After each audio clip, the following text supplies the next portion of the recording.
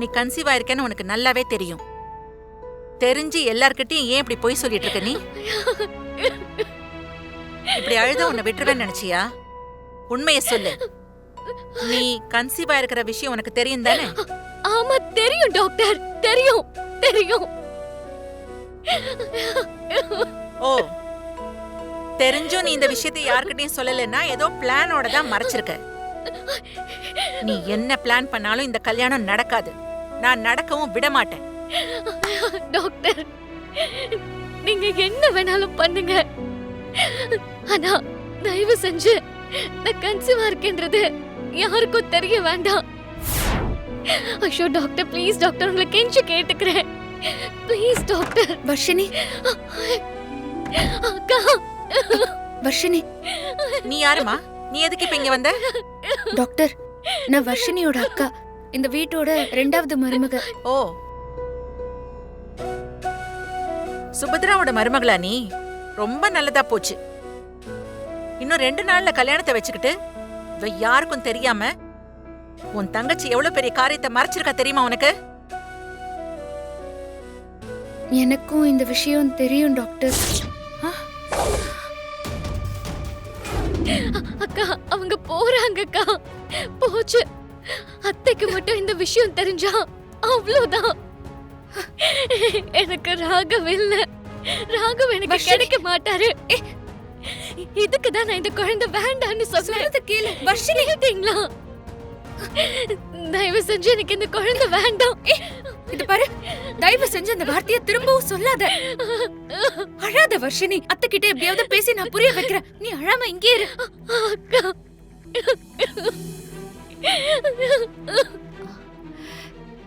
என்ன நர்மதா, வர்ஷினியை செக் பண்ண இவ்ளோ நேரமா? அவ ரொம்ப அனிமிக்கா இருக்கான்னு தான் நான் நினைச்சேன். ஆனா ப்ளீஸ் சொல்லாதீங்க, வேண்டாம்.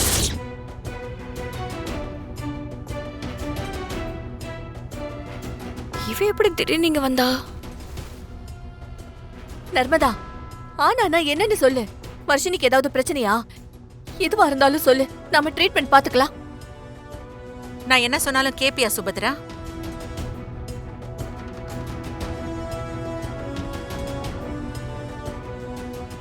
எதுவா இருந்தாலும் வெளிப்படையா சொல்லுங்க.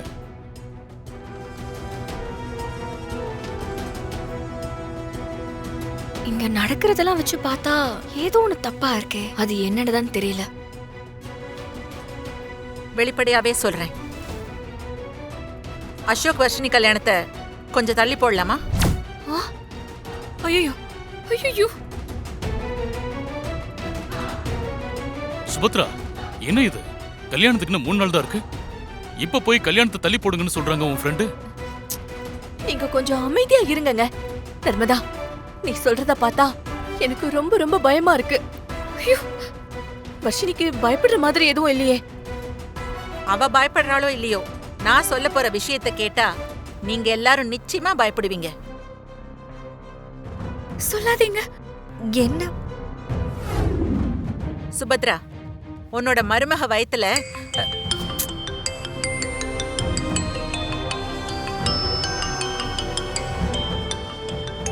யார் இந்த நேரத்துல? இப்ப சொல்லு நர்மதா, வர்ஷினிக்கு என்னதான் ஆச்சு? எனக்கு தலையே சுத்துது. சொல்றேன் சுபத்ரா, அவளோட வயத்துல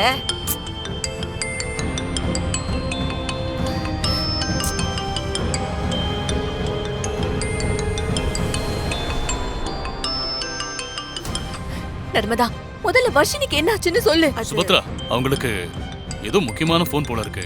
அது வந்துட்டே தான் இருக்கும். அதனால முதல்ல அவங்க போய் போன் பேசிட்டு வந்துட்டோம். நீங்க போய் பேசிட்டு வந்துருங்க. ஒரு நிமிஷம். போன்ல யாரு நர்மதா? அது எனக்கு தெரிஞ்ச பேஷண்ட். சரி சரி, இப்ப சொல்லு நர்மதா, வர்ஷினிக்கு என்ன? ஐயோ, வேண்டாம் வேண்டாம் வேண்டாம்.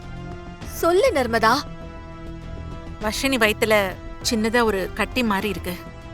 ஓ, கட்டியா? எதுக்கு இவ்வளவு பில்டப்? அத நல்லா செக் பண்ணிட்டு கல்யாணத்தை பண்ணலான்னு சொல்ல வந்தேன். டாக்டர், ஏன் பொண்ணு வயித்துல கட்டி இருக்கா? என்ன சொல்றீங்க டாக்டர்? நர்மதா, ஏதாவது சீரியஸ் ப்ராப்ளமா? சேச்சே, அந்த மாதிரிலாம் ஒன்றும் கிடையாது. மாத்திரை மருந்துலயே சரி பண்ணிடலாம்.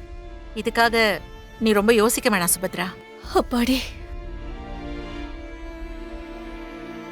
இது சின்ன பிரச்சனை தானே. இதுக்காகலாம் கல்யாணத்தை தள்ளி போட வேண்டியது இல்லைல்ல. இல்ல, நான் எவ்வளவு பயந்துட்டேன் தெரியுமா நீ சொன்ன உடனே. நீ ஒன்றும் பயப்பட வேண்டாம் சுபத்ரா. ஐயோ சாரி, இந்த விஷயத்துல நான் உன்னை கல்யாணத்துக்கு கூப்பிட மறந்துட்டேன். தப்பா எடுத்துக்காத. மறக்காம அசோக் வர்ஷினி கல்யாணத்துக்கு நீ வந்துடணும். கண்டிப்பா வரேன். ரொம்ப நன்றி டாக்டர். தேங்க்ஸ். என் பொண்ணை கடத்தி வச்சு உங்க விஷயத்தை சாதிச்சுட்டு தான் நினைக்காதீங்க. இன்னைக்கு இல்லைனாலும் என்னைக்காவது ஒரு நாள் நீங்க பண்ண காரியத்தை சுபத்ரா கிட்ட நான் சொல்லுவேன். டாக்டர்,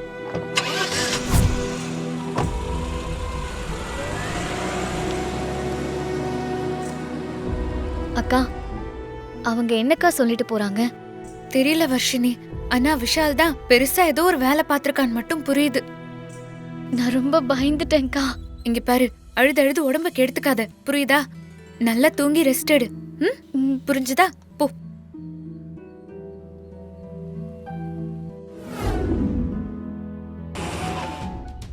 அதோ அம்மா வந்துட்டாங்க. இந்தா ப்ரோ.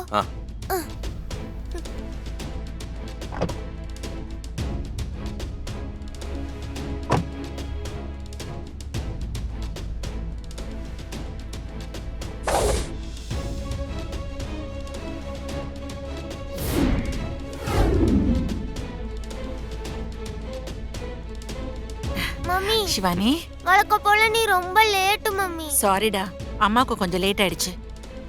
இப்படிதான் ஒவ்வொரு தடவையும் சொல்ற. சரி, நீ போய் காருக்குள்ள உட்காரு. Bro. Bye. Bye. I'm so sorry.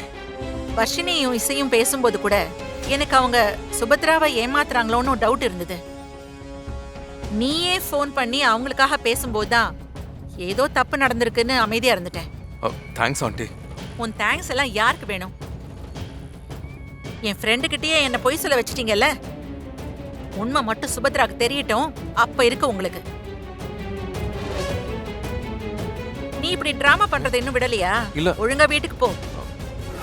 Vishal மட்டும் ஏதாவது பண்ணி இத ஸ்டாப் பண்ணலனா இந்நேரம் என்ன நடந்திருக்கோன்னு என்னால யோசிக்க கூட முடியல.